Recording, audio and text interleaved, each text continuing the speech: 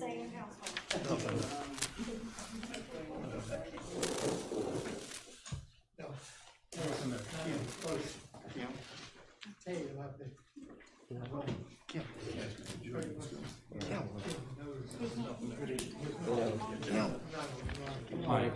I'm hard of hearing. Mike.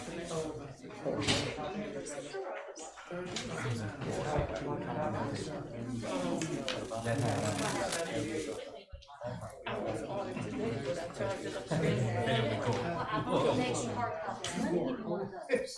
Oh, man. I had a 12-year-old, 14-year-old, 15-year-old pulled a gun.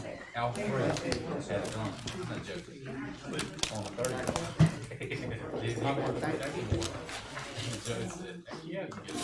That's a very easy thing to do, simple thing to do. You're welcome.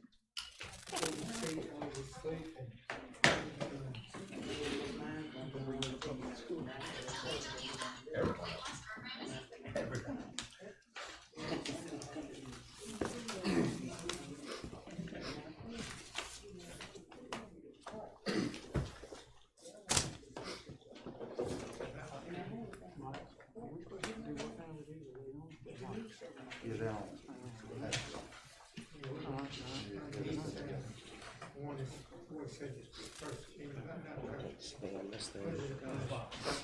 I have a little bit of asthma. And it just, I get it. yeah.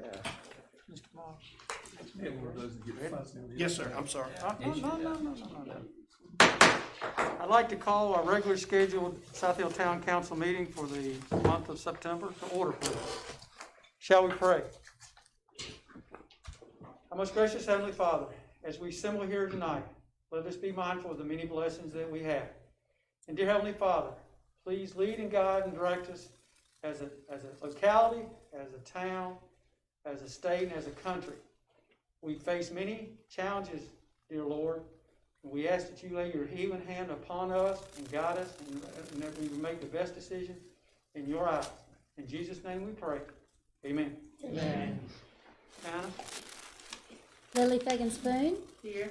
Gavin Honeycutt, Present. Dolores Luster, Here. Mike Moody, Here. Shep Moss, Here. Leroy Sasser, Ben Taylor, Here. Joseph Taylor, Here. Kim Callis, Here. Sheila Cottrell, Here. CJ Dean, Here. David Hash, Here. and Brentley Morris. Here. Okay, thank you, Hannah. Shane is here, please. Council, you have received the minutes from our August meeting. Is there any discussion, corrections, additions, or whatnot? Hearing none, do I have a motion for approval? So moved.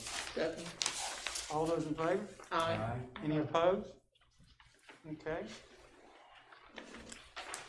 Council, it's my honor tonight to present a service award. And I'll get there before you have another year. Mr.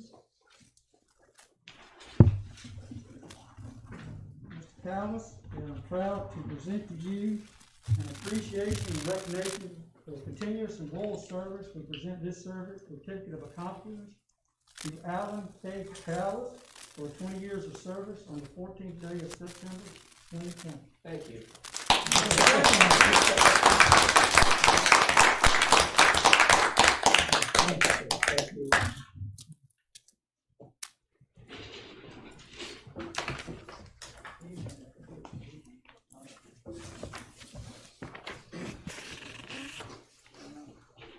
My PDF is gone. Okay, on our agenda next is Mr. Burnett from CEO from VCU Health Community Memorial Hospital. I'm not trying to make fun of your left. I'm in the same boat. Which leg, Mr. Burnett, left or right? Left, And how may it happen, if I may ask, sir? age. Good answer. If you stay around long enough, it happens. Yes, sir. You all mind if I remove this mask long enough to speak? Because I sound like the school teacher on Charlie Brown. And it also reminds me I should have invested in breast savers. I came here tonight because I had some concerns expressed to me or some questions expressed to me about the future of the old CMH, our facility in the middle of town here. But before I talk about that, I want to talk a little bit about what's happened since we left that hospital and we built the new facility here at the edge of town. So if you recall, we opened the new hospital in 2017. So I went back and looked and saw what we've done since 2017 until the end of June of this year. In 2017, we had 671 FTEs. In 2020, we have 821, which is 150 more employees, or a 22.5% growth. Wages and contract salaries paid in 2017 was just over $42.6 million. In 2020, we're at $63.4 million, or a 48% increase in wages and contract salaries.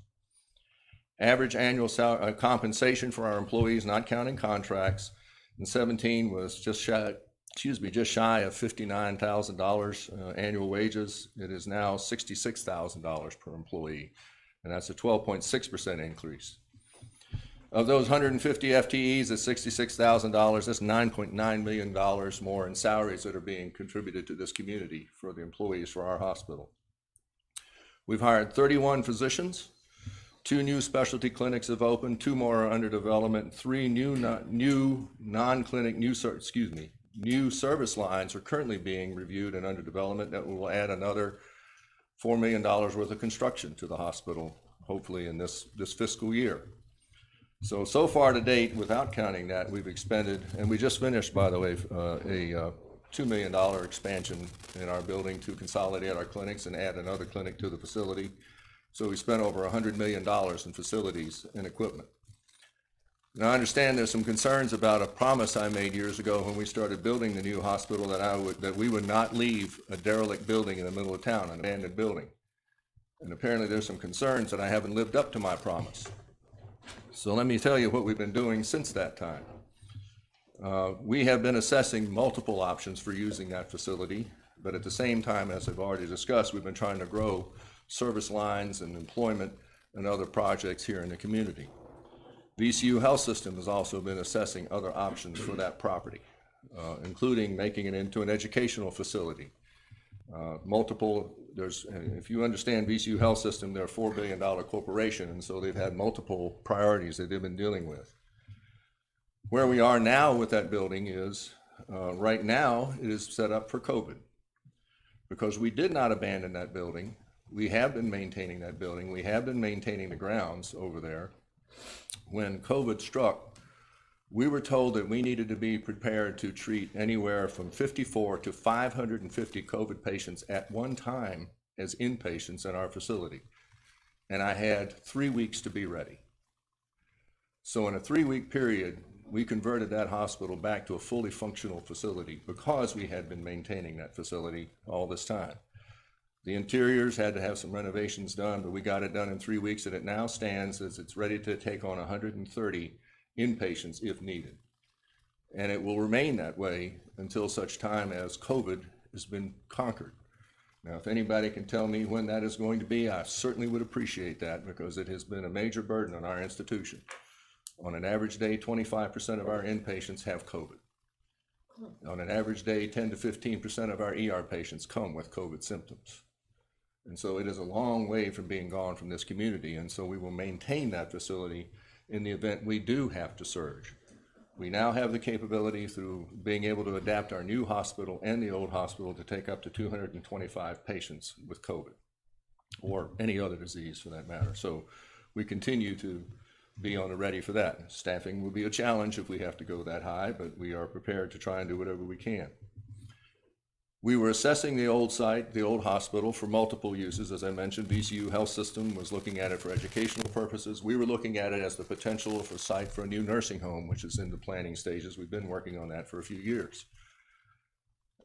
Because of the cost of demolishing the old hospital, the phasing that we would have to do for that facility in order to build a new nursing home and then expand other services there, that project, that potential use for that site was ruled out in March, about the time COVID hit. And so we made no other further efforts to look at anything at that point. I have since followed up with VCU Health System that was looking at it for the educational purposes. Because of COVID and the financial impact of COVID, all projects that they've been working on related to that came to a halt. They, as you all may be aware, during this COVID period, did not lay off any employees like many other hospitals did in the region. They did not furlough anyone, and they maintained every employee there, and we redeployed all of our employees for other functions during the COVID crisis. And because of that, they've had to reassess some of their financial obligations right now. They are still a very strong organization. They ended the year very strong fiscally, but right now they're having to reassess again their priorities. In the meantime, they've probably added a few $100 million more of other projects to their priority list. So we're now with, with choices of what we do. If they are proceeding with this, then we will need to be getting some suggestions from them on some of the uses. We have not gotten anything viable at this point. What I did commit to this town at the very beginning, and I have stood by this, if we cannot come up with any other thing to do for that facility, and if we don't have any alternate uses and other individuals want to buy the facility, I have committed that we will demolish the facility and return that property to residential use, which was where it was. Actually, it was agriculture when it was first built. But in the meantime, we will continue to maintain that facility as we have. We have continued to maintain the grounds. We have continued to make sure that we're not creating an eyesore in the community. And I have heard that there are suggestions that the town needs to set up a committee to determine what to do with the hospital. Let me be clear, that is not the town's purview. That is private property owned by VCU Health System. And they have the very best interest of this town at heart, because otherwise they would not have made all this investment they made at the other hospital. And they are just as committed as I am. We will not leave an abandoned building in the middle of this town. We will do something with it, whether it is converted into some other use. And until we move the nursing home, we're going to have to maintain that facility. And we are looking at what are the options for the nursing home. And that is another project that is in their books to do. And that right now, again, COVID has put everything back a good bit, I don't know exactly how long. We have converted, and with the town's knowledge, we have converted the old administration building, which everybody knew was the pavilion. It is becoming dorm space. Because we have now started accepting students from the medical school up there. We're accepting students from the pharmacy school. We just agreed to that today. Nursing school from VCU Health System will start rotating students down here in January. We have laboratory students that are here now from their school of lab, and we have physical therapy students all coming to this community for educational purposes, with the goal of hopefully being able to recruit these healthcare professionals to rural communities in the future, hopefully us. And so that's what we're doing with that building. So that is where we are with the old hospital.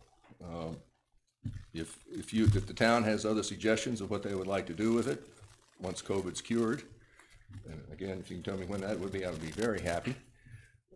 I'm happy to listen, but I hope that answers some of the questions you all have, or any of the concerns that have been raised, and be happy to answer any questions. Council, any questions? Yes, I do. Again, Scott, I appreciate, what you come tonight, Mr. Burnett, and said. But I just, from my point, I know Mr. Taylor ran on that platform as well, some of his sheets that he had, trying to find something to do with that building. But out of 160 signatures, that was one of the main questions that I got. What are you all, or what would you like to see done with the hospital? And of course, I couldn't answer that because, again, the town doesn't own that building. VCU owns that building. But of the landowners and the property owners around that facility, again, I got 160 signatures when I ran. That was the main, one of two main questions that was asked of me. What is going to happen to the old hospital? And again, I appreciate you bringing that to us tonight. I know you all converted to using it for COVID patients, but have y'all used that since then to house any COVID patients? Thank God, no. Okay, good. Yeah. And then you all are looking to redo or to move the Hunley Center long-term care facility maybe closer to where you all are now. We're looking at, that's the option, that's the plan, would be to locate it on the property. And that's been some of the questions now. Not only are we going to have the empty hospital, but now we're going to look at an empty Hunley Center. So, again, I do understand the concerns. And as a property owner looking out that front door, and I know we've had some issues, one that Mr. Callis and I have just recently talked about at the end of Watkins Street. I've had several residents come to my door and say, we have looting, loitering down there, they're doing drugs, and I don't want drugs in my neighborhood. you know, and I've been there to smell it and see it for myself. But again, I just don't want to give anybody an opportunity to house bad things in my neighborhood and the constituents that I represent. So, but again, you've made it clear that you all are promising to do something with that building, and I'm glad the media is here tonight to hear that. Because Well, I again, made that promise years ago. right. And I don't Well, go just- back on my word. Well, no, I understand that, and I'm not saying that you did, but I'm just saying we're in the third year now, and and again, it was just a question that was asked. So, you know, in doing my due diligence and representing the people that I represent in Ward 3, I feel like that I have a responsibility to be able to answer some of these questions to them. So, but I'm glad that you came tonight and made it clear that you're planning on, or VCU, or whoever's planning on doing something with that building sooner than later. Well, I mean, as I said, if we come up with no plans, we can demolish this facility and return it into residential lots. You know, if that's what the town would like. If the town has other suggestions for the property, other potential investors in the property, we're happy to explore that as well. But right now, I have a nursing home there that I still need to continue to maintain, and we also are using, because of COVID, we're using the old laundry in the old hospital to launder reusable gowns and masks, which we could not get. Thank God to, Virginia Quilting Yeah. for making those for us, because otherwise we would have had a serious problem at the first of COVID outbreak. So we're using that facility, the commercial laundry we have in there. But I'm more than happy to, if anybody has other suggestions for the property, I'm happy to take them.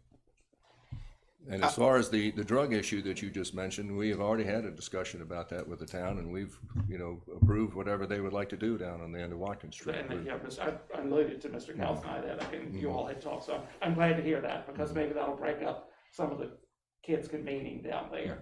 So, and I know the property owners will be glad as well. Mr. Burnett, I appreciate you coming tonight and answering our questions and giving us a future outlook. I certainly appreciate you coming tonight.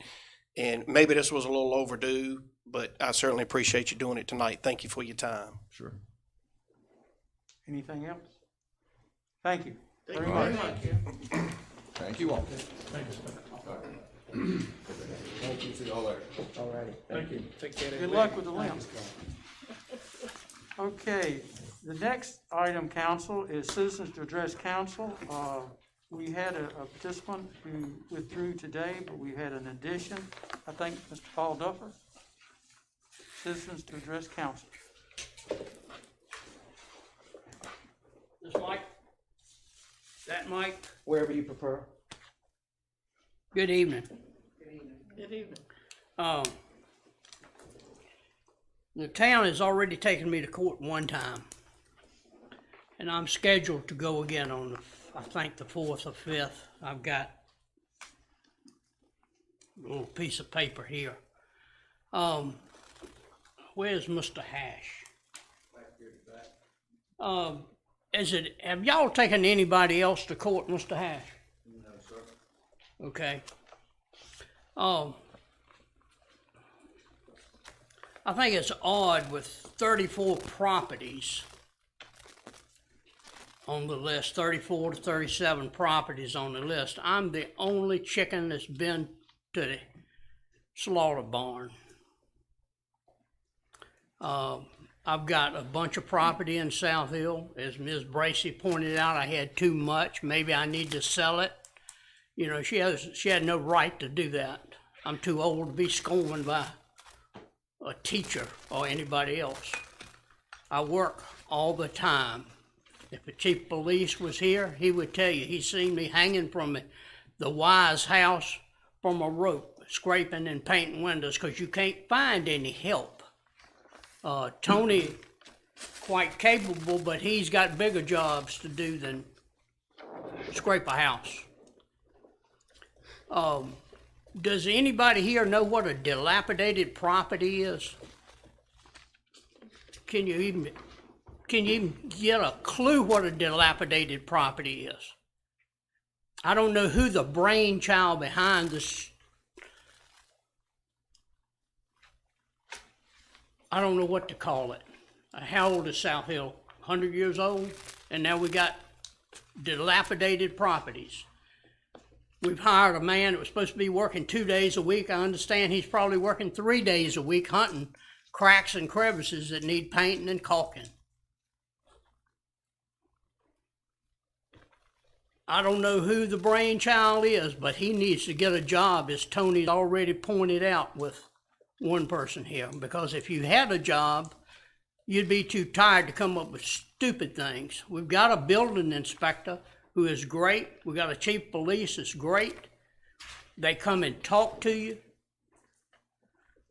But when the judge read off dilapidated properties, I said to myself, one of two things: she's got the wrong monkey in front of her, or I'm gonna be locked up for a while. Because it has nothing to do, had nothing to do, it covered everything under the sun that could be wrong with a piece of property. Now, I had a chat with a council member today, pointing out some things. Like I say, I would love to talk to whoever came up with this idiot idea and the way it's being perceived and the way it's being carried out. Because if you will go by, I think mine is 211 East Atlantic Street. It's the old Coach Wise house who meant the world to me. I like a lot of people in this room, but ain't nobody in this room taught me what Coach Wise did. He taught me to stand up for myself, don't give but 110%, and that's all he wanted. Mr. Dufford, and I appreciate your comments, okay? And our counselor is listening. I guess, and we were trying to limit our citizens' feedback to 3 minutes. I'm being respectful because I wanted you to finish. What would you like to ask for this council to do? I would like to know who the one came up with this idea. Well, it is a policy that we have adopted by the town, and we've been asked and required to follow the policy. Now, has a copy of the policy been explained to you and presented to you? The only thing was explained to me was what the judge said, and I'm not smart enough to even comprehend everything she covered. But she knew, and the assistant Commonwealth attorney knew, the building inspector knew, and his assistant knew things weren't right. And they gave me some more time to do it. And what amazes me, I am working on it every day.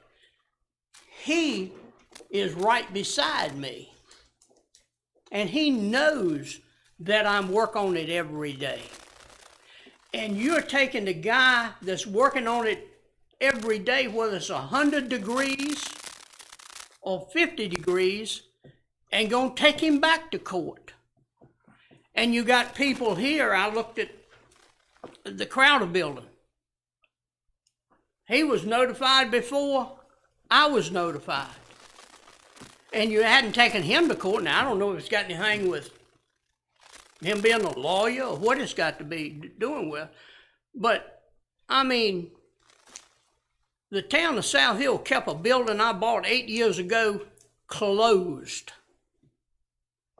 Closed up.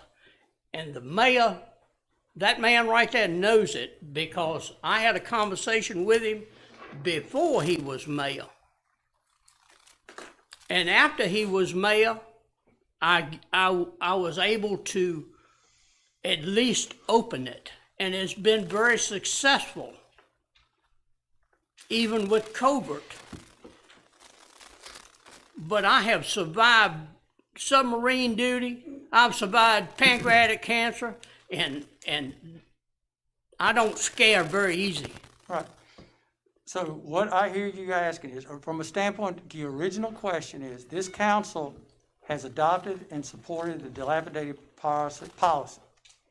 That policy is supported and enforced by the town manager and by the code inspector. I don't know what else that I have to assume they are following it due by the policy, what they're being asked to do and fulfilled by the council. Is there a piece of paper that is in English that can explain to me what a dilapidated piece of property is. Because he knows, and I know, this is a bunch of garbage. I have a question. I don't know that he ever, Mary, I don't know if he ever answered your question, and that's important to me, whether or not he received the policy.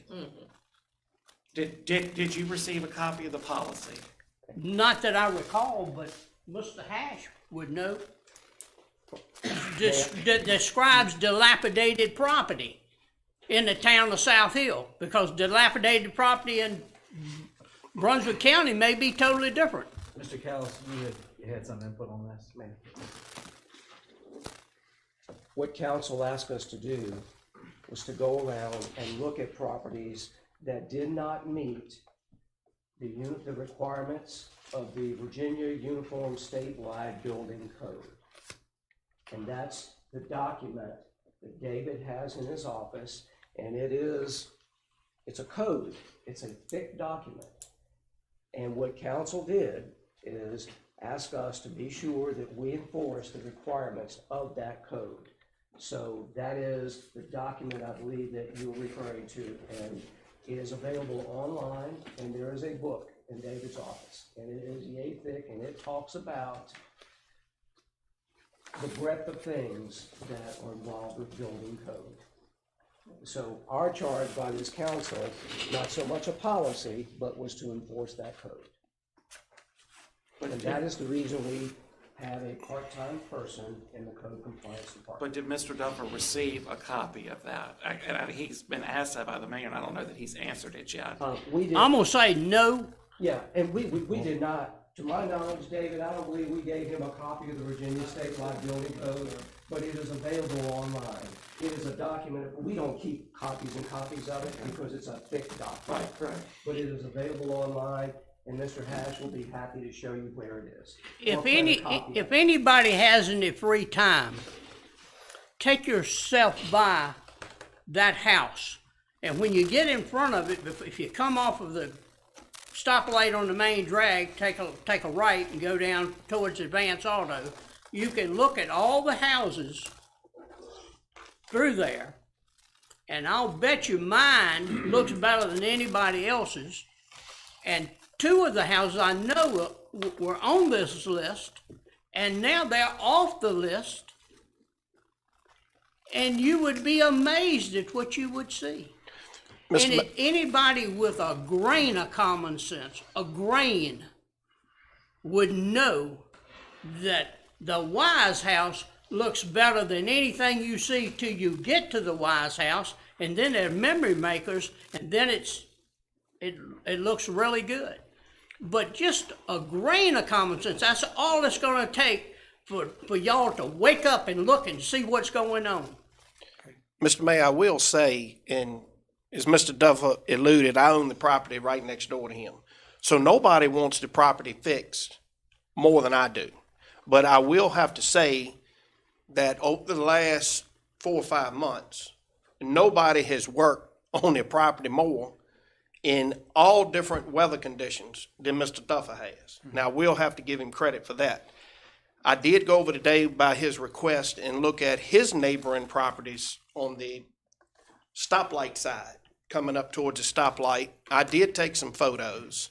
I have spoken with town manager about it earlier today. And, I don't know what specifically is on his list, but it cannot be anywhere close to the properties that I looked at today. And I'm going to share the pictures with the town manager.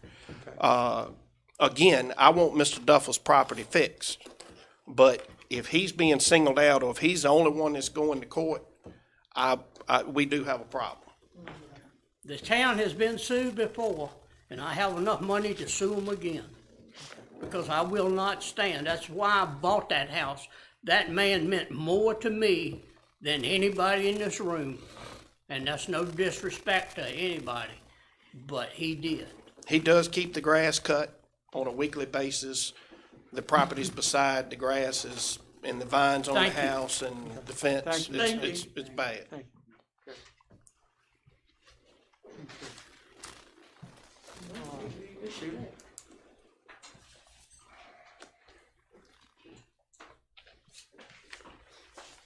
So, excuse me, I'm sorry, Ms.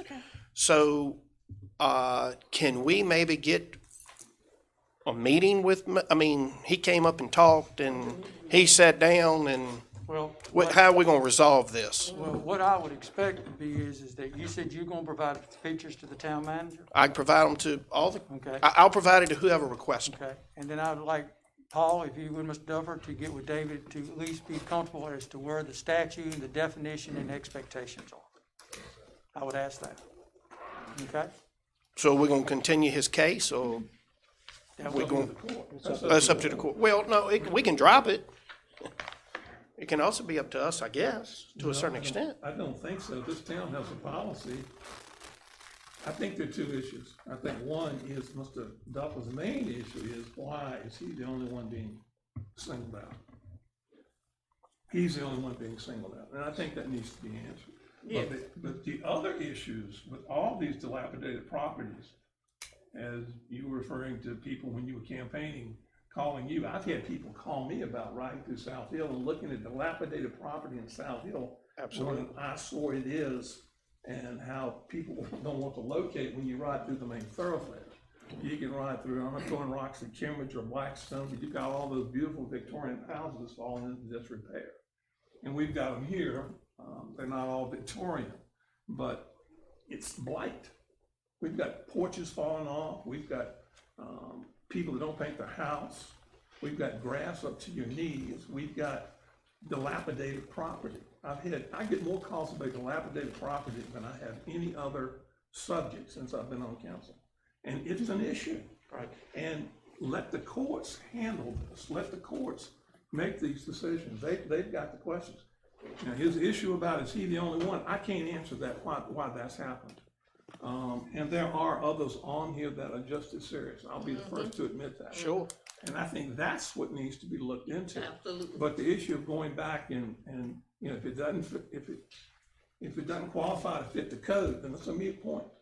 The law is the law, and let the judge make that decision. And that's why we have them, is for the judge to make that decision, not town council or the police or the building inspector. But I do think we need to look into the other properties, why they haven't been. And again, I concur with Mr. Taylor, and no disrespect to Mr. Taylor, but I've been looking at these same dilapidated properties for 20-plus years. And that's why we put the policy in And it's place. the same ones. You're right. From every entrance to this community, and it's the same property, and we should not have waited 20 years to take a stand and do something about this. So we seem to have a congregation, a cluster of them on East Atlantic Street, and hopefully we can get that addressed. Okay, any other comments? Thank you, Mr. Mayor. Okay. A notice of public hearing was published in the September 2nd, 2020 edition of the South Hill Enterprise to inform interested parties that council will hear comments regarding the appropriation of additional funds for fiscal year 2020-2021 to include CARES Act funding and funding for certain projects and expenses. The appropriations are as follows. CARES Act funding, $761,658. Police Department in-car video system, $4,000. Street maintenance pavement striping, $14,106. Water distribution system, the North Side Water Infrastructure, $500,000.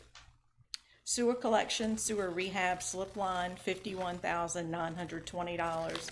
Sewer collection, sewer line repairs, $52,000. Wastewater treatment plant to replace rotors, $357,544, for a total appropriation of $1,741,228.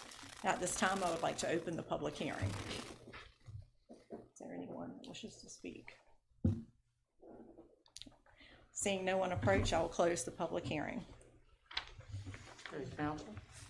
Mr. Mayor, I move to appropriate additional funds in the amount of $1,741,228 into fiscal year 2021 budget to cover these expenses. Second.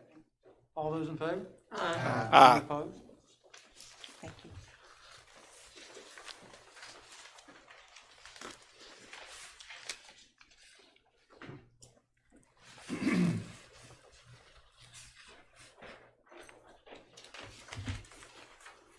Mr. Mayor, members of council, we have a proposed amendment adding a category to the description of uses permitted in section 94.1-76, the table permitted uses, table 4.1.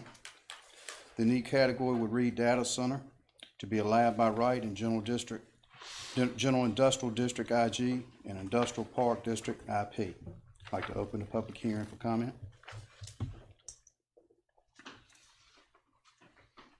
Hands is none, we're closed. Okay, council? I make a motion that we accept this proposed amendment to the zoning ordinance and to include data center. Second. Okay, roll call, Anna? Hagan Spoon, Yeah. Honeycutt, Yes. Lester, Yes. Moody, Yes.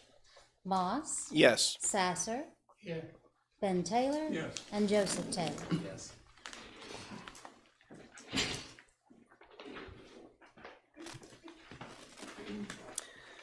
Mr. Mayor, members of council, have several items for you tonight.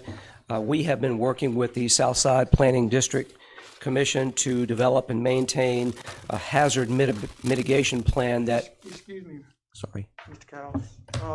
We also have a second ordinance that we need to address, or am I mistaken? Yeah, I had requested that we do a separate roll call for each Yes. one because there were different amendment numbers. Right. The first one was 94.1 zoning, and so it would be best if we did a roll call vote for the 99.1 definitions. Okay, that's fine. I'm sorry. No worries. All right. Council, you've had an opportunity to see that. Any discussion? This is an ordinance to amend certain sections of the code. Be it, and let me read to you just to be sure. Be it enacted by the town council of the town of South Hill, Virginia, in regular session assembled at chapter 99.1, definitions for land use ordinances, be amended by adding the following language to section 99.1-3. The added language is underlined and in italics. Section 99, 1.3, definition of specific words and terms. Data center, a group of a network computer servers typically used by organizations for the remote storage, processing, or distribution of data. So, council, what's your pleasure? Make a motion that the proposed amendment adding definition of data center to section 99.1-3, definition of specific words and terms to be adopted. Second. Roll call, Anna? Hagan Spoon, Yeah. Honeycutt, Yes. Lester, Yes. Moody, Yes. Moss, Yes. Sasser, Yes. Ben Taylor, Yes. and Joseph Taylor. Yes. Thank you. Okay. And so that that's clear for everybody, what has to happen is to allow data centers, we have to not only add a definition of a data center, but we also have to add it to our table of permitted uses in the zoning ordinance. So there was two things that happened there. Okay, thank you. All right. So the Federal Emergency Management Agency, FEMA, requires localities to develop and maintain a hazard mitigation plan to deal with disasters. And we have been working with the Southside Planning District Commission to develop that plan. It has to be developed and updated every 5 years. And without a hazard mitigation plan, you are not eligible for FEMA funding to deal with disasters. So our plan is in your packet, and there is a resolution in your packet which we must adopt in order to be eligible for FEMA funding. So we would ask for a motion to adopt that Regional Hazard Mitigation Plan resolution. Also move. Roll call, Anna? Hagan Spoon, Honeycutt, Yes. Lester, Yes. Moody, Yes. Moss, Yes. Sasser, Yes. Ben Taylor, and Joseph Taylor. Thank you. The next item, at our July meeting, we heard from a citizen about a noise problem in her neighborhood, and council directed that the noise ordinance be reviewed and requested some information about the frequency of complaints. As noise complaints fall under the classification of disturbances on the 911 system, it was almost impossible to identify specific noise complaints. But the police committee, the town manager, and Chief Bowen looked at ordinances from several localities, South Boston, Emporia, Farmville, and we looked at ours. And as we've had very few recurring noise complaints over the years, and the police have been able to respond to those and handle them, the committee and the staff recommend that we just update the existing ordinance with clearer, more current language. And it's to eliminate things like a phonograph, which is rarely used anymore. It's just some language cleanup. And the other thing is, instead of it being a Class 1 misdemeanor, it would be a Class 3 misdemeanor, and then upon the third violation in a year's time, it would become a Class 2 misdemeanor. So at this time, whatever council's pleasure is, but if you're satisfied with this, then we would need to hold a public hearing next month.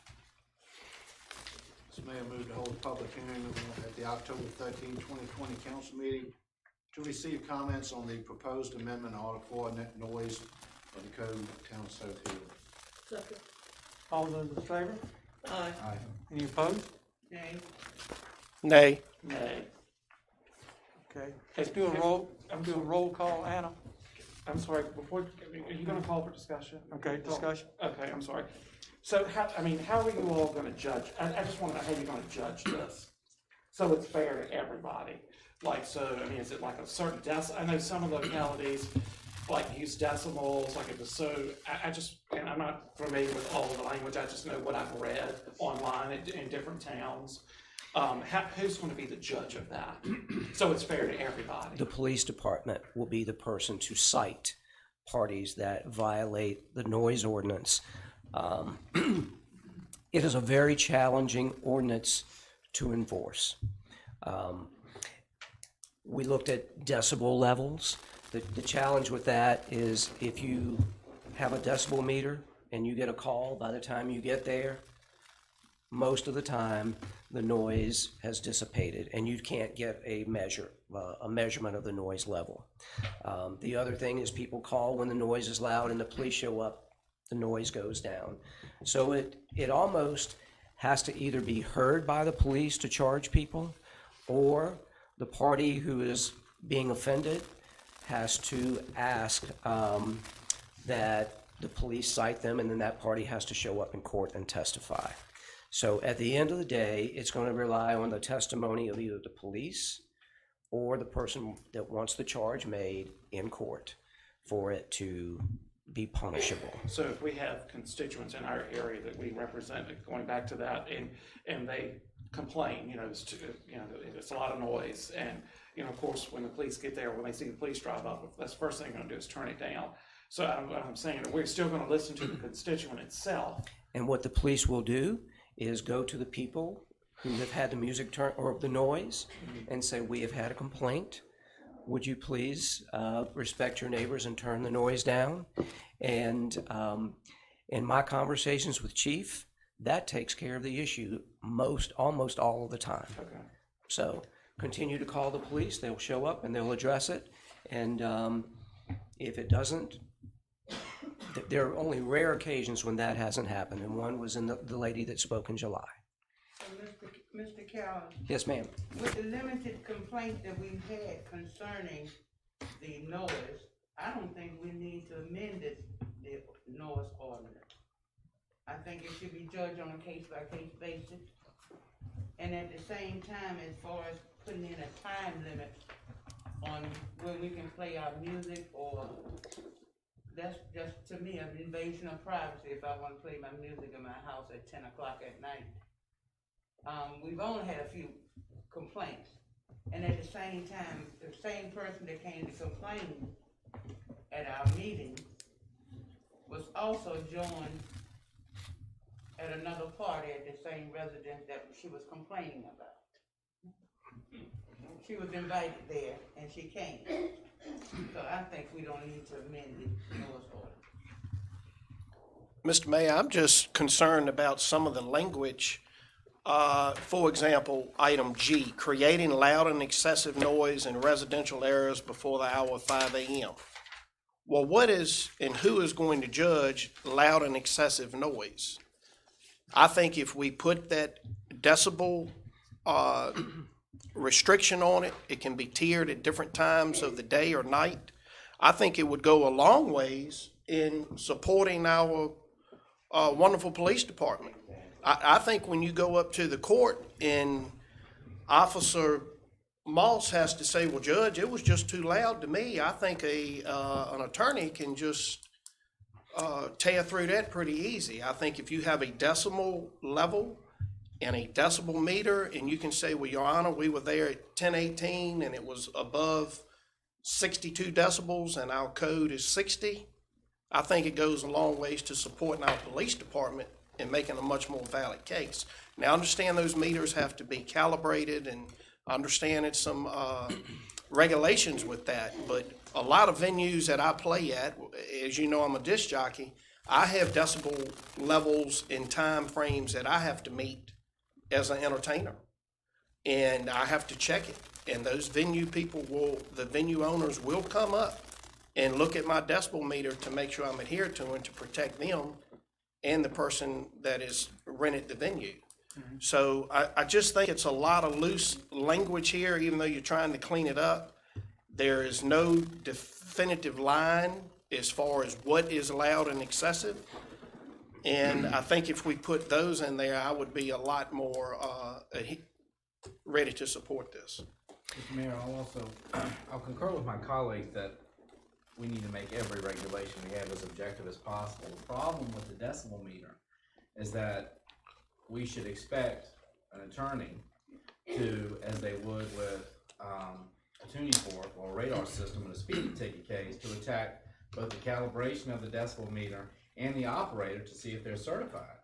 And so I don't think the decibel meter will actually make this any more effective in terms of making, or make it any more objective in terms of accomplishing really what it's meant to do, which is to stop people from making offensive noise too loud of a volume, that is, in public. I'll tell you, I would prefer, certainly for the sake of constituents or individuals who have a party, or just turn the stereo on the back porch, which sounds fine.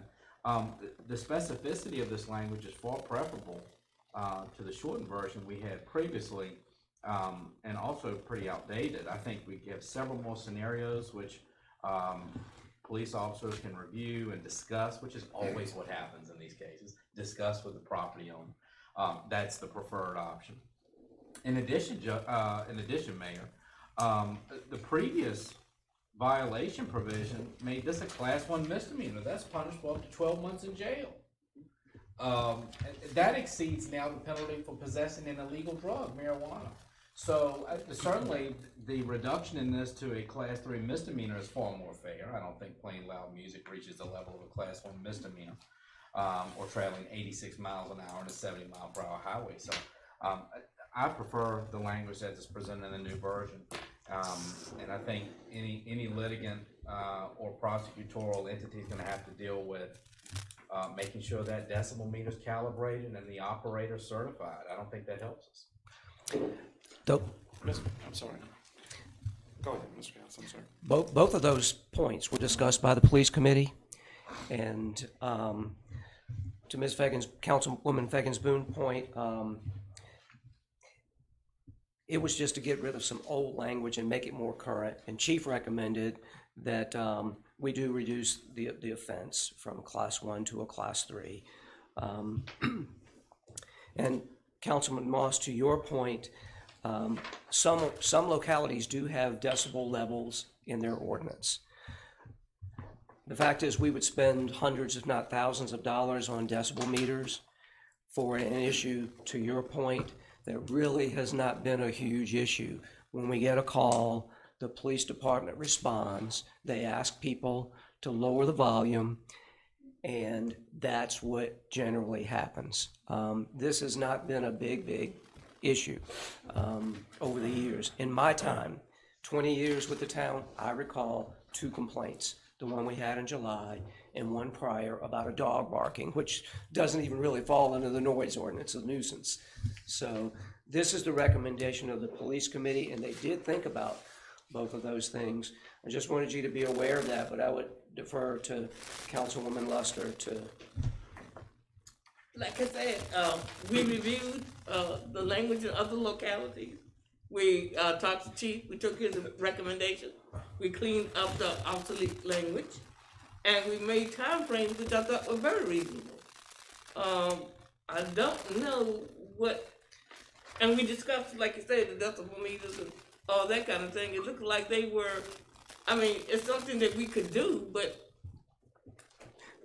it wouldn't really change anything. Yeah, this is a tough one. Yeah, we made it as simple and as uncomplicated as we could. But the time frame that y'all put on there, 9 o'clock p.m. Well, I went for 10, but I was outvoted, so. 9 o'clock p.m. 9 o'clock p.m. Mayor Marion, again, I go back and I concur with my fellow colleague, Councilwoman, Lily Fagan Spoon. You've got to have something to judge this by, because what one officer thinks might be loud, another one, it might let them get away with it. We're opening ourselves up for a big can of worms, by not having something to judge this by. I mean, again, and I totally agree with Mr. Cowles, thousands of dollars. I don't think we have to have 30 decimal meters. I don't think we have that many police cars in town. But, you know, it mainly happens at night, in the evenings when we have, but again, I want it to be transparent. I want it to be fair to every individual in this town. And I think by leaving it off, just by letting an officer, you know, because what one officer might think, and I mean, they're all great, but one thing, what might think, another one might think totally different. So I mean, I think we're just opening ourselves up for something that we need to cut off at the pass. Look, could y'all explain this boom box? These people come with these cars with these boom box, and I run a barber shop, and I can't sit up in my chair and sleep. They chase me in with old car and a boom box in there better than the car. Are y'all talking about that? Well, that's one example. That's one example. But it's not a boom box, they just got somewhere else. Well, Mr. Jones, if you want to, you should go ahead and talk about mufflers, because when I was coming along, exactly, mufflers. you know, you didn't have mufflers, and now, But we need, Kim, you indicated that this doesn't apply to like the dog walking. It also applies to that and any animal. well, It's in here we that used it that is. before for the nuisance. That wasn't such loud, it was just It applies to. on and off, but, yes, sir. Goes along with it, that's a noise ordinance. I just know if we had to issue a summons, I would think our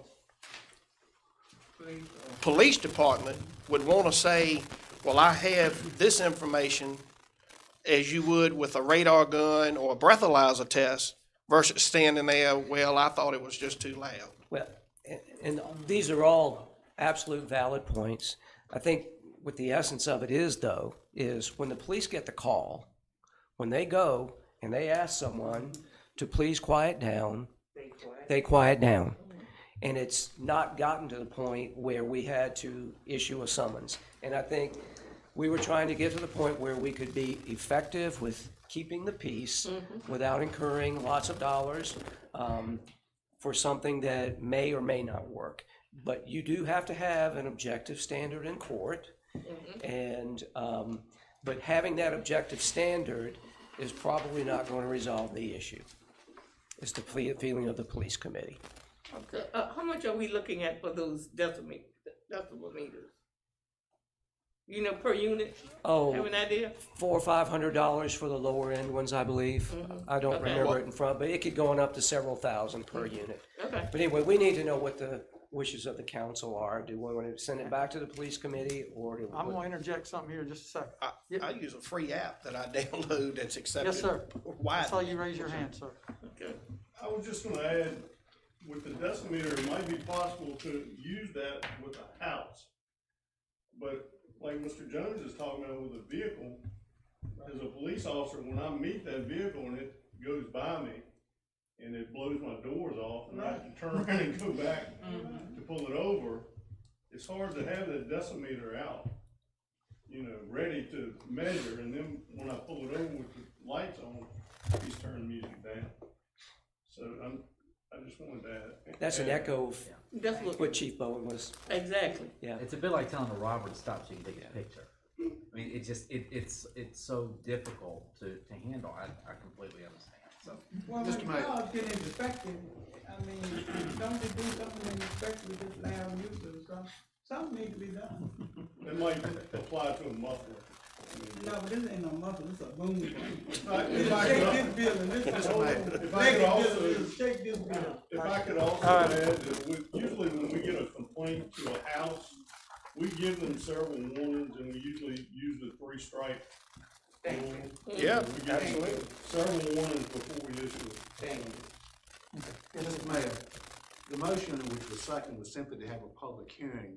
After hearing this discussion, would it be appropriate to relay this back to the police committee and let them discuss it a while further before we have a public hearing?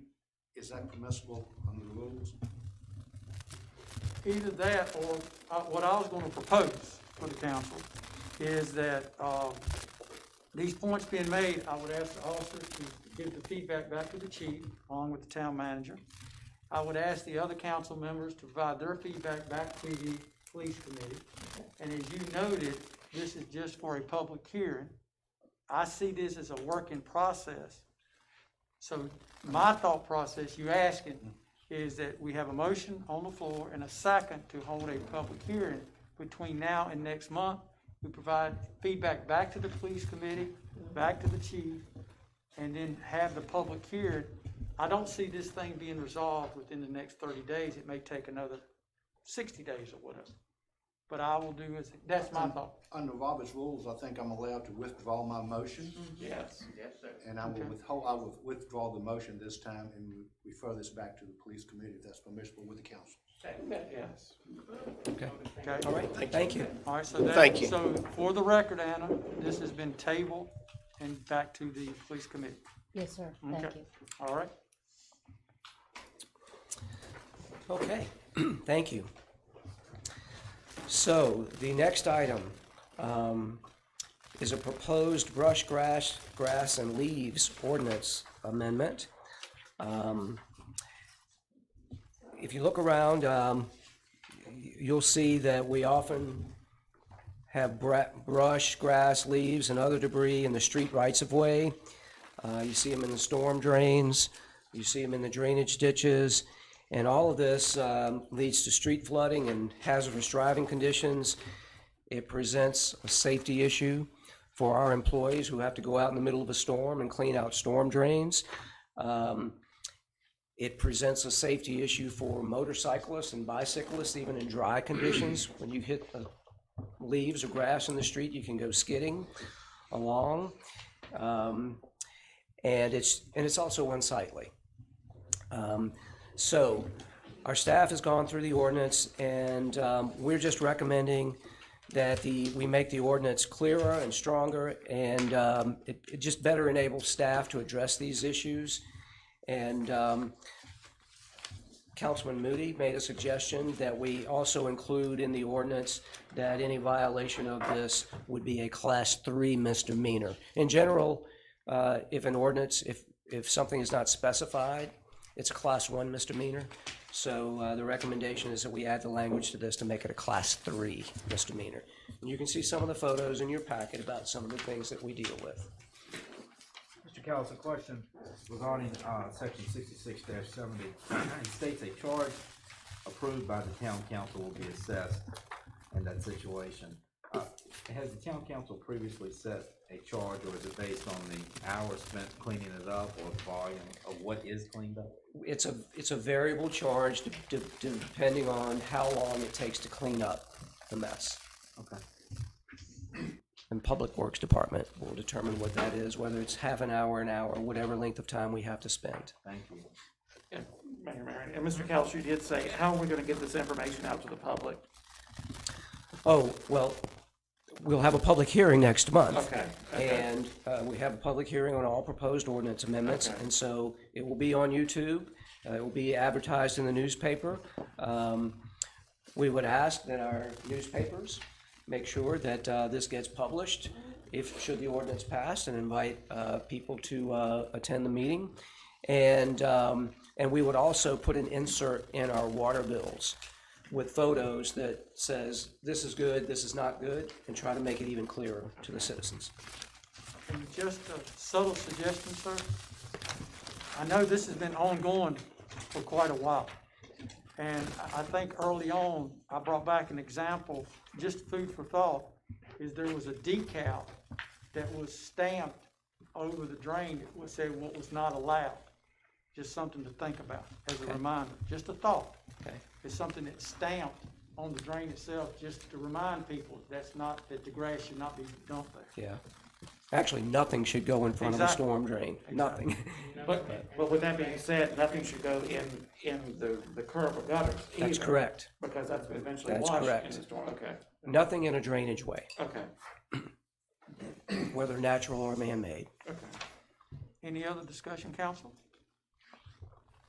Okay, hearing none, I'll have a motion for a public hearing. so moved. Second. Okay, all in favor? Aye. Any opposed? Thank you. So I believe our council and many of our citizens are well aware of our challenges with Whittles Mill right now.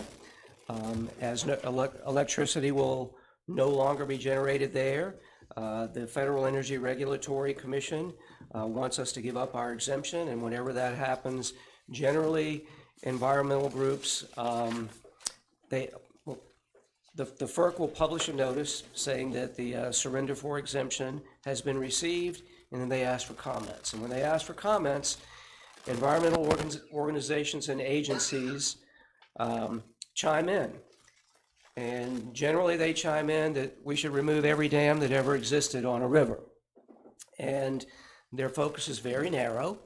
They think that a dam prevents certain species of fish from swimming upstream and propagating. Fortunately, the FERC generally takes a broader look at things and a more balanced approach, and they look at all the benefits that things provide. But we need some help to make our case. We're in the comment period, and so by September 30th, we want people to write letters to the FERC and the Virginia Secretary of Natural Resources saying, Whittles Mill Dam needs to be preserved. It is a rich part of our history. It is a rich part of our community. People love it. People go there. They spend time. And we need to leave our dam alone. Tonight, what I'm asking for is that council say that loudly and clearly by adopting this resolution. And should it be adopted, we will send a letter to both of those parties, the Secretary of the FERC and the Secretary of Natural Resources, saying our council has adopted this. We have asked for our federal and our state legislators to weigh in. We have asked the Mecklenburg and Lunenburg County Boards of Supervisors to weigh in. We have posted a request on Facebook explaining this to our citizens, asking them to send letters. Many people are doing so. But this resolution is very important to come from this council. So we're asking for its adoption tonight so that we can put a letter in the mail with it this week to these two organizations. I gotta say, this is now a political issue. Very much so. Very much so. I have sent a copy of Max Crowder's book to the FERC and said, please read this to better help you understand the importance of this. And we will certainly invite them to come down and have a look and show them around. Mr. Mayor, I have a question that has really nothing to do with the resolution itself, because I fully support that. But I did have a constituent, and we didn't have a chance to do this earlier, ask me that our exemption was filed back on April 20th. Yes. And asked why was it delayed notifying the public until August 19th? Because there was no need to notify the public, because the process is, we file the request for exemption with the FERC, Right. and then you sit and you wait. And then when they ask for comments, when the comments start coming in, and we see that sometimes people don't comment at all, and it's sort of a done deal. Sure. In this case, There were comments from environmental agencies, hence the need for us to respond loud and clear. Councilman Honeycutt asked me a similar question. Sometimes when you file your tax return, you don't hear anything about it for 2 or 3 years. And then you get audited all of a sudden. It's the workings of a government agency. We did everything on time. It was just a matter of timing of when they requested comments is Gotcha. why. Well, the paperwork says that the period ended August 3rd of 2020. Did that get extended from COVID, for COVID maybe? We asked for an extension. They Okay. extended it to October 2nd. October 2nd. But I'm asking everybody to please respond by September 30th so that there's no question. And it also says that the preferred method of communication is email. So I wonder if the papers are going to help us publicize this, that maybe that should be put in there. And it also states that the docket number should be, 7630, it should absolutely put in there. Our law firm advises a letter is more effective than an email. It shows that someone took the time to put thought into a letter. It's just easier than sitting down on the keyboard. Our law firm advises a letter. I understand, I'm just reading what their guidelines are. Yeah. So maybe in the article, maybe it should be both listed in case they do want to send an And email. they've done a nice job so far. Oh, We really absolutely. appreciate it. So, Absolutely. Thank you. Yeah. for And that answering did, that. and Mr. Moss brought up a point, I'm sorry, Mr. Mayor, that did concern me when I saw that part of it. They, you know, it just made it like, well, we're not gonna look at a letter, but it's gonna be quicker if you include that docket number and do it electronically, because that's how it was laid out when it was sent out, to do it electronically. Yep. Will this fall under the guidelines of section 106, you think? Should? I don't know, Shep. Okay. I don't know. It should. I've heard our law firm talk about it, but we're letting them handle the Understood. I legalities understand. of it. We're just trying to say, leave our dam alone and let them know how important it is to the public. And we'll let, I fully support that. I just had questions about that yep. thing. Mr. Mayor, I move to adopt the Whittles Mill Dam Preservation Resolution. Second. Roll call, Hannah? Fagan Spoon, Yes. Honeycutt, Yes. Luster, Yes. Moody, Yes. Moss, Yes. Sasser, Yes. Ben Taylor, Yes. and Joseph Taylor. Yes. Thank you. And council, I'm gonna be passing these around for your signatures as well. Yep. Got it. I was wondering. And if each of you would like to draft your own personal letter and send it to those addresses, that would be wonderful too. The more volume of, the bigger the stack of paper they receive, the better. You have the facilities reservation calendar. Won't go through all of that. There was a ball tournament at Parker Park this weekend, by the way, so a small one, so people are getting back out and about. The next item is just some miscellaneous things. The first thing, I cannot emphasize enough how much time we spend dealing with COVID-related matters. Something new comes down almost every day that we have to deal with in HR. And you see this policy, this organization policy that is there. The governor has directed that we all have a policy that addresses COVID and what we do. And so that is there for your consideration. But something changes all the time. Every situation is different. If somebody comes to work and says, I'm related to so-and-so and they've been diagnosed, we have to go through a lot of steps to determine whether they have to be quarantined, whether they have to be tested. It changes daily. What I would ask, and I didn't put it in this packet, is it's not really required to adopt a policy, but we have to have a policy in place. So it would be helpful if council would approve this policy as presented, because this is what came down from the from VRSA, Virginia Risk Sharing Association, and it's been modified to fit us. So a motion just acknowledging that we have a policy in place would be helpful, but it's not necessary. It's always good to have it in the minutes, though. Council, So moved. Second. all those in favor? Aye. Any opposed? Thank you. Very quickly, you would ask us to look into a robocall system, and worked with Brent Morris and the chamber, and they have a need for such a thing, and they would use it more often than us. And so we have a partnership with the Chamber of Commerce that when we need it, it's there for us to use, and there's a protocol in your packet. Sheila will talk more about CARES Act funds under her report, but we've been the beneficiary of approximately $760,000. I want to compliment our staff. They really put a lot of work into identifying things that we need to do that will help this town for the long term. And it was almost $490,000 that had been submitted, and it was approved. We're still working on identifying things to use the rest of the funds. A question was posed down the road if somebody from the federal government says, well, we don't think this counts, do we have to pay the money back? The answer is yes.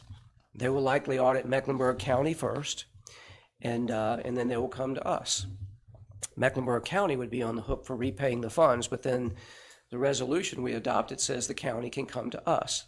And that's why some of the thought process that we have been through is let's look at things that are COVID related, but that we really need to do, so that if some reason it gets disallowed down the road, we will have spent those funds on things that are important to this town, like generators for a pump station that serves the hospital that serves COVID patients. So that's the thought process. And Sheila and CJ and Carol and Brent and all the folks have put a lot of thought into these write-ups. So I want to thank them for that. And Sheila has more details on that. Finally, CJ and I met with the town attorney and with representatives from the American Legion and the VFW last week about the Veterans Memorial Park wall. The IDA also met. The IDA felt that their role in this back in the 1990s was simply to act as a conduit to get the property in the hands of the Veterans Memorial Park, Inc., without having to go through a lengthy advertising and bid process. Unfortunately, when the land was deeded when the railroad right-of-way was deeded from the town to the IDA, the transfer from the IDA to the veterans did not take place. The IDA understands that. A deed has been drafted. Mr. Butts and CJ and I met with the veterans, and they have that deed, and we hope that property will be in the Veterans Memorial Park name soon. So that takes care of the first piece of it. The second piece of it is, how do we fix the wall? Without coming out and saying it, it did not appear that either of those veterans organizations have the funds to do so. And so they are talking about it amongst themselves. We explained to them that the town will have the responsibility for handling the electrical work because it will be mounted on the Centennial Park amphitheater wall. To reinforce the concrete block wall that's there will be about $60,000. To replace the brick that fell will be about $25,000. Both of those are based on estimates. And the remaining brick wall that's still standing needs to be replaced because it is separated. And so, given the size of that versus what fell, we think it will probably cost another $25,000. So probably $110,000 to put the wall back like it was. The supporting wall has to be reinforced. What goes on the outside of the wall doesn't have to be brick. Something else can be done, and the veterans are thinking about all of this. And but I expect that they will come to the town asking for some help, and I expect them to do some fundraising on their own. So where it is right now is we need to get the deed executed to get this in the Veteran Memorial Park, Inc. name for ownership purposes, and then we'll tackle how to fix the wall after that. So since it has not been transferred, we can't get any funds from IDA? That's what you're saying? The IDA made it clear that they felt their role was satisfied to just be the conduit to transfer it. They never, the veterans organizations, they're the ones that raised the money and wanted to build it. The IDA was never intended to be a part of that. And so whether they'll contribute to it or not, I think it's doubtful. Did IDA, can you repeat what you just said again? I'm sorry, I wasn't following you. The IDA, they gave the land to do this, or how did the IDA come a part of this? Back in the 90s, there was two pieces of property. The extension of Main Street, which was undeveloped. The American Legion asked the town to abandon it. We did, so that the Legion could have it for the memorial. The old railroad right-of-way, which was right beside it, was also owned by the town. We deeded the railroad right-of-way to the IDA, and then the IDA has the ability to deed it directly to the veterans organization. That did not happen. So the land itself was in the IDA's name. The veterans raised all of the money, had all of the work done, hired all the contractors to build the memorial. The IDA had nothing to do with that. So the IDA's position is the wall and the memorial and the wall was not our doing. We were here to try and help. We felt like we did our part. The deed didn't get recorded, so the land itself was in the IDA's name, but not all of the improvements thereon. So they financially didn't help with anything that was erected there? No. And therein, their position is, this was not our project, this was your project, we just tried to help make this transfer. Even though they gave the land to make it happen? Well, yes, yeah. The town owned it. We deeded it to the IDA, and then the IDA, the deed from the IDA to the veterans it didn't happen. I don't know why. It happened back in the 90s, and it's neither here nor there. It just didn't happen. At this point, but the IDA was the owner of record of the land, but all those improvements, no. And actually, the veterans had some liability insurance for people if they went on the memorial and stepped on a deep hole or something. They had some liability insurance for that, but no property insurance. So the IDA didn't have any type of property insurance or anything on there? No. So, anyway, where this is hopefully this deed can get executed to get this park in the name of the Veterans Memorial Park, Inc., and then we will tackle how we go about getting the wall done jointly with them. And I'm sure it's been addressed, but is there a time constraint given? I know CJ got some quotes and whatnot as far as what is the timeline on this need to be repaired? I don't recall, was the Ramjack quote good for any number of days, 30 days, 60 days? Yeah, but I was more concerned of further deterioration of the wall. Just, was there any discussion or any concerns? Something needs to be done. I don't think it's critical right now. It's all barricaded off and might get to it. Right, okay. We're not having any events there until this thing gets fixed. So it's all secured. Okay. All right, thanks. Okay. All right. Thank you.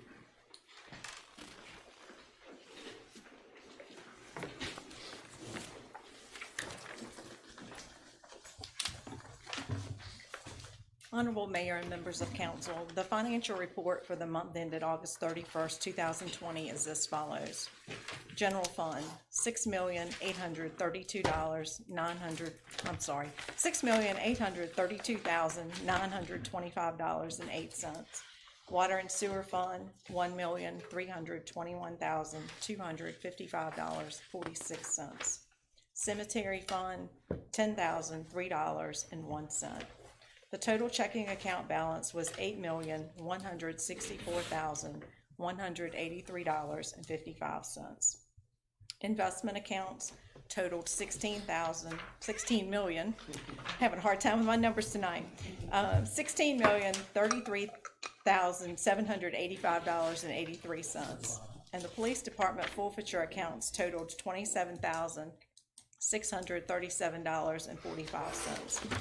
Total taxes due were $236,717.16. Council, motion to approve. Second. All those in favor? Aye. Okay. Thank you. The town certificate of deposit with Touchstone Bank matured on August 14th, 2020. Due to the interest rates offered by the local banks and the downward trend of interest rates at the Virginia Investment Pool, the town manager and I thought it best to deposit the funds from this certificate of deposit into our checking account for now. We will continue to monitor the rates with the Virginia Investment Pool and look at investing those funds at a later date. And this is for council information only, no action is required.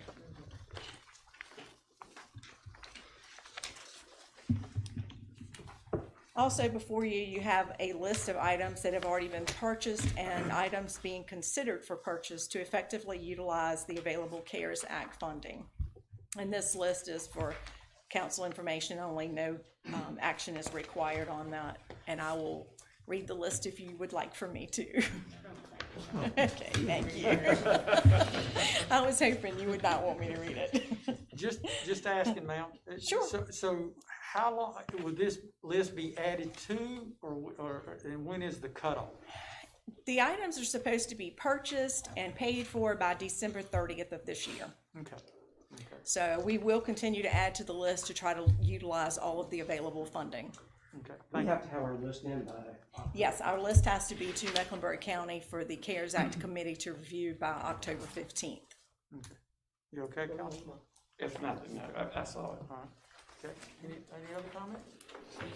Okay, thank you. Thank you, Ms. Pritchard. Okay, council, in your packets were included the police report, the municipal services report, the code compliance report, the business development report, and the human resource report. Are there any discussion on any of those? I have a question. And it goes back to last month where we talked about, to Mr. Dean, about the municipality acquiring a building permit. And I see in his packet that it says that the crews have been instructed to talk to town code compliance about projects prior to beginning the work. But I just wonder if a verbal, is that a real policy? You know, to me, that's not a policy. If we hire somebody 30 days from now or tomorrow and don't tell them about that policy, and if it's not in our handbook, they don't know about it. So I'm just curious if they actually are bringing us a policy to institute. We will talk about it, but it's by ordinance that anytime something is done, a permit is required. When this came up, somebody didn't get a permit that they should have, but by ordinance, permits are required. So it's in the code. I went back and checked after we talked. Even for the It's in the code. Even for the table. Well, you have, town employees have to follow the town code too, so. Any other Yeah. comments or I questions? looked after our council? meeting. Okay. Do I have a motion to approve as presented? So moved. Second. All those in favor? Aye. Any opposed? Okay. Committee reports. Okay. Any old business? Any new business? Yes.